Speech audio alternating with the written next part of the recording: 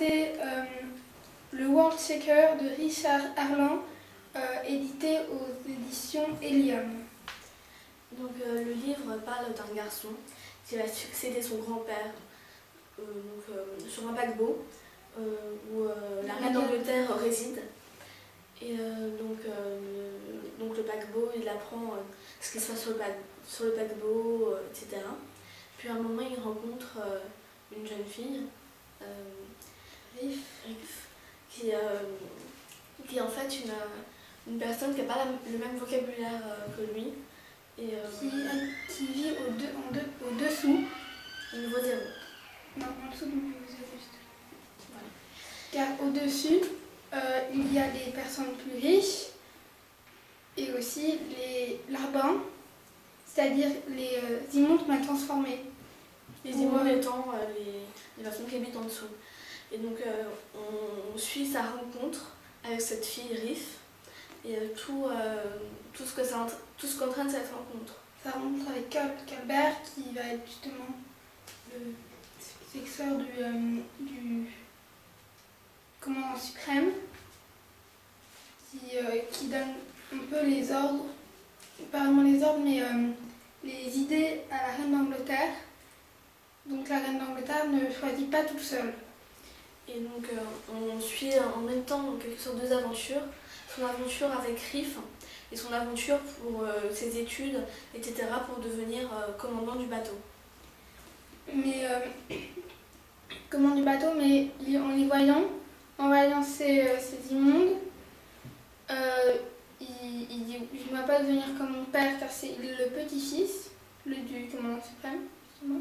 Et son père n'a pas pu être le commandant suprême, être à la succession de son grand-père, car il a eu la compassion avec les immondes. Voilà, il ne pouvait pas, il les a vus et il ne pouvait pas les faire ça aux immondes. Et Colbert, donc Cole, ne voulait, lui, il ne veut pas être comme son père. Il dit non, je ne dois pas devenir comme mon père, je vais succéder à mon grand-père. Et il fait tout pour pouvoir succéder à son grand-père. Mais il tombe amoureux justement de cette immonde. Riff.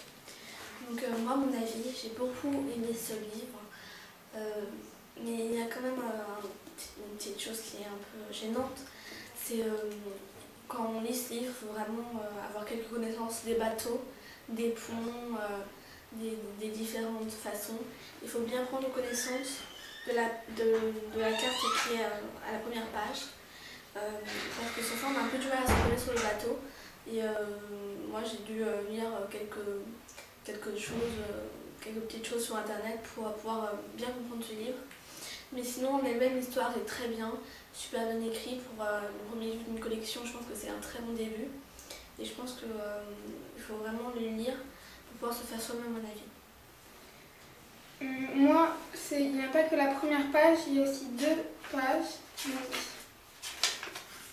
Celle-là, et aussi les ponts supérieurs et les ponts inférieurs et le dessous, là où les immondes sont.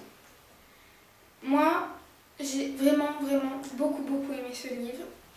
Mais comme j'avais déjà un peu de connaissances sur les bateaux, c'est passé très vite. J'ai pas eu du mal à comprendre.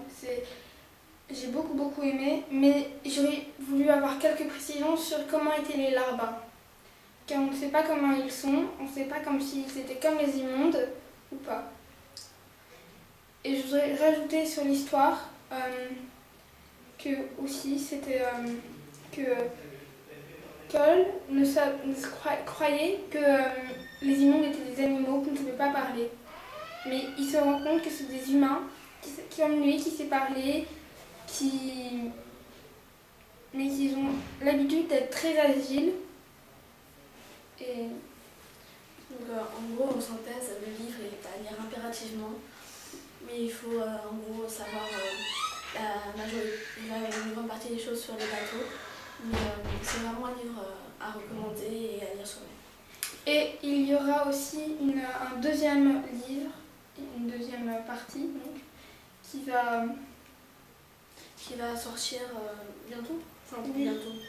dans quelques temps aux éditions Eliane.